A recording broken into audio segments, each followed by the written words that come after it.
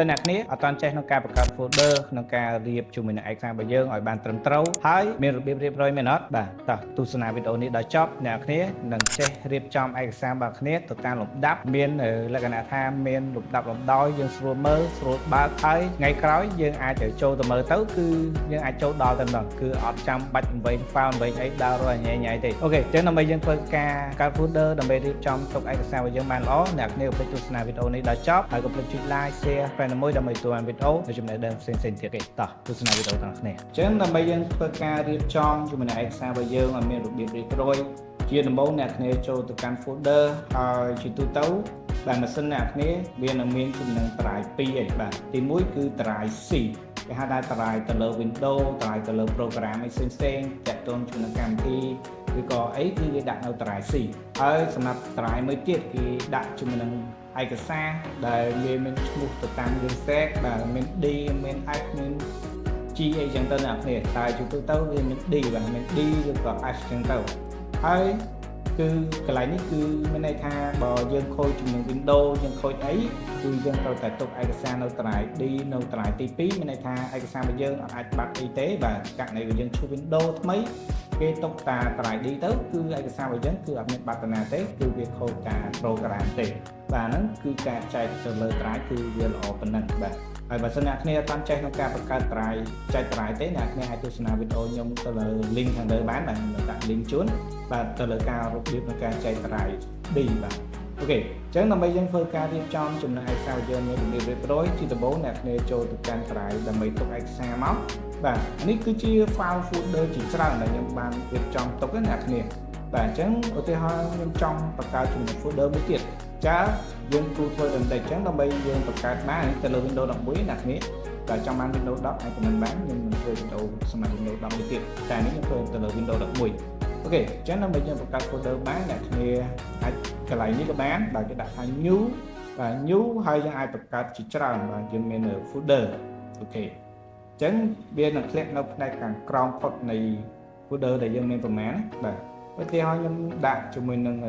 ឈ្មោះរបស់វាបាទកន្លែងនេះយើងអាចធ្វើការដាក់ឈ្មោះឧទាហរណ៍ថាខ្ញុំដាក់ឈ្មោះខ្ញុំបាទកន្លែងនេះអ្នកគ្នាដាក់អីក៏បានដែរទៅលើតាមឯកសាររបស់គ្នាអូខេអញ្ចឹងខ្ញុំដាក់ឈ្មោះរបស់ខ្ញុំបាទអញ្ចឹងខ្ញុំចូលទៅកាន់ folder ហ្នឹងគឺអត់តាន់មានជាមួយនឹងឯកសារអីទេបាទគឺខ្ញុំអត់តាន់បានទាញវាចូលណាអ្នកគ្នាឧទាហរណ៍នៅលើ desktop របស់ខ្ញុំនេះបាទមានជាមួយនឹងឯកសារញ៉ៃៗជាច្រើនបាទអញ្ចឹងខ្ញុំចង់ធ្វើការទាញវាចូលទៅកាន់ folder ដែលខ្ញុំបានបង្កើតមុនហ្នឹងបាទអញ្ចឹងដើម្បីយើងធ្វើការទាញបានឧទាហរណ៍ថាខ្ញុំមានជាមួយនឹងឯកសារខ្ញុំប៉ុណ្ណេះបាទទៅលើរូបភាពបាទឧទាហរណ៍ខ្ញុំមានជាមួយនឹងរូបភាពអញ្ចឹងអ្នកគ្នាធ្វើការ copy បាទអញ្ចឹងខ្ញុំឧទាហរណ៍ខ្ញុំ copy កន្លែងនេះមួយអូខេអញ្ចឹង copy មួយហើយខ្ញុំធ្វើការ Ctrl C បាទ Ctrl C ហើយទៅមកយើងចូលទៅកាន់ file folder របស់យើងចុច PC ហើយគ្នាចូលទៅកាន់ file folder របស់យើងបាទហើយបន្តមកអ្នកគ្នាធ្វើការចូលទៅកាន់ file folder របស់យើងដែលយើងបានដាក់ឈ្មោះមិញហ្នឹងហើយខ្ញុំដាក់ឈ្មោះថា Node.json បាទអញ្ចឹងខ្ញុំចូលទៅកាន់កន្លែងហ្នឹងហើយ folder របស់ខ្ញុំនេះគឺវាមានតាតន្ត្រីស្អាតទេអញ្ចឹងយើងចង់ផាសចូលឡើងហ្នឹងក៏បានបាទ Ctrl V ទៅឬក៏ផាសចូលកន្លែងនេះមកគឺវា load មកហើយបាទផាសចូលមកគឺវា load មកនេះគឺរូបភាពហ្នឹងគឺខ្ញុំបានដាក់នៅក្នុង folder ឈ្មោះ Node បាទគឺរូបភាពមួយហ្នឹងប៉ុន្តែបើសិនអ្នកគ្នាគិតថាអូក្នុង folder ហ្នឹងខ្ញុំចង់បង្កើត folder មួយទៀតក៏បានដែរបាទយើងដាក់ឈ្មោះថា image អីចឹងទៅបាទដើម្បីបញ្ជាក់ថាឯកសាររបស់យើងក្នុងឈ្មោះ Node ហ្នឹងគឺមានចំណងឈ្មោះថា image មួយទៀតបាទឧទាហរណ៍ខ្ញុំធ្វើការលុបចោលហើយធ្វើការ delete ហើយខ្ញុំចង់បង្កើត folder នៅក្នុងឈ្មោះ Node មួយទៀតបាទអញ្ចឹងខ្ញុំចូលទៅកាន់ folder របស់ខ្ញុំមួយហ្នឹងមានន័យថាអាហ្នឹងទាំងអស់ហ្នឹងគឺឯកសារខ្ញុំទាំងប្រមាណគឺឈ្មោះខ្ញុំបាទឧទាហរណ៍ខ្ញុំទៅខ្ញុំចង់បង្កើត folder មួយទៀតចុចកន្លែង new នេះឬក៏គ្នា mouse ស្ដាំក៏បានដែរបាទហើយយកពាក្យថា new ហើយ folder ចេះទាំងថាដាក់ image បាទខ្ញុំដាក់ image ហើយតោះមកខ្ញុំចូលទៅកាន់អា file រូបភាពមិញបាទមានរូបភាពខ្ញុំ copy អារូបភាពហ្នឹងដាក់ចូលទៅកាន់ file folder របស់ខ្ញុំដែលមានឈ្មោះថា Node ហើយតោះមកខ្ញុំយកពាក្យថា image អញ្ចឹងយើងចុចទៅកាន់ folder image នេះទៀតអញ្ចឹងយើងធ្វើការ paste ចូលអូខេអញ្ចឹងមានន័យថា នៅក្នុង file folder របស់ខ្ញុំនេះមួយខ្ញុំមានចំណង file folder មួយទៀតដែលមានឈ្មោះថា image ហើយក្នុងហ្នឹងគឺមានចំណងរូបភាពបាទអាហ្នឹងគឺភាពងាយស្រួលក្នុងការទុកដាក់ Excel យើងហើយទីហើយខ្ញុំមាន file ជា Excel ឬក៏ឯកសារផ្សេងៗអូខេអញ្ចឹងខ្ញុំមានចំណង file ឯកសារមួយដែលមានឯកសារ Excel មួយបាទខ្ញុំមានឈ្មោះប៉ុណ្ណេះហើយខ្ញុំចង់ដាក់ទៅកាន់ folder របស់ខ្ញុំបាទអញ្ចឹងយើងធ្វើការ copy ឯកសារហ្នឹងមួយបាទ Ctrl C មួយមក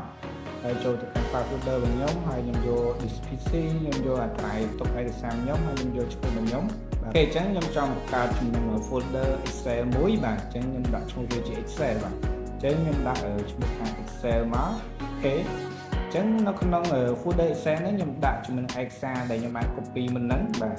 តែមានឈ្មោះប៉ុណ្ណេះបាទឯកសារខ្ញុំប៉ុណ្ណេះអញ្ចឹងយើងចូលទៅគឺយើងចូលទៅកាន់ឯកសាររបស់យើងតែម្ដងអញ្ចឹងកន្លែងនេះអ្នកអាចចូលបានហើយគឺនៅក្នុង folder ដែលខ្ញុំមេមួយដែលមានឈ្មោះថា Panel នេះហើយតើមកខ្ញុំមានចំណង file ពីរទៀតបាទខ្ញុំមាន file image ខ្ញុំមាន file Excel អញ្ចឹងនៅក្នុង file image គឺមានរូបភាពរបស់យើងហើយខ្ញុំមាន file Excel គឺមានឯកសារ Excel របស់ខ្ញុំបើសិនអ្នកគ្នាមាន file Word អ្នកគ្នាបង្កើត file បង្កើត folder Word មួយទៀតទៅឬក៏អ្នកគ្នាមាន file PowerPoint អ្នកគ្នាបង្កើត folder PowerPoint ដើម្បីទុកfile PowerPoint ហ្នឹងអញ្ចឹងទៅអូខេអញ្ចឹងក្នុងការបង្កើតនេះគឺយើងបានបង្កើតដូចហើយបើសិនអ្នកគ្នាចង់លុបចេញវិញអញ្ចឹងដើម្បីលុបចេញវិញអ្នកគ្នាចុចលើ image ហ្នឹងមួយអ្នកគ្នា mouse ស្ដាំហើយយកពាក្យថា delete ឡើងនេះឬក៏អ្នកគ្នាចុច delete នៅផ្នែកខាងលើនេះក៏បានដែរអាហ្នឹងបើយើងចង់លុបចេញវិញហើយបើសិនអ្នកគ្នាចង់ rename នៃ folder ហ្នឹងដោយយើងមិនចាំឲ្យបង្កើតថ្មីអ្នកគ្នាចុចចំណង mouse ស្ដាំហើយអ្នកគ្នាយក show more option ហើយអ្នកគ្នាយកពាក្យថា rename អញ្ចឹង rename នេះអ្នកគ្នាចង់ដាក់វីដេអូវិញក៏បានដែរបាទយើងដាក់ឈ្មោះក៏បានដែរអញ្ចឹងយើងចុចទៅគឺយើងអាចប្រើបានហើយយើងអាច rename បានអូខេអញ្ចឹងវីដេអូនេះមានដាក់ប៉ុណ្្នឹងទេក្នុងការរៀនទុកដាក់ការបង្កើត folder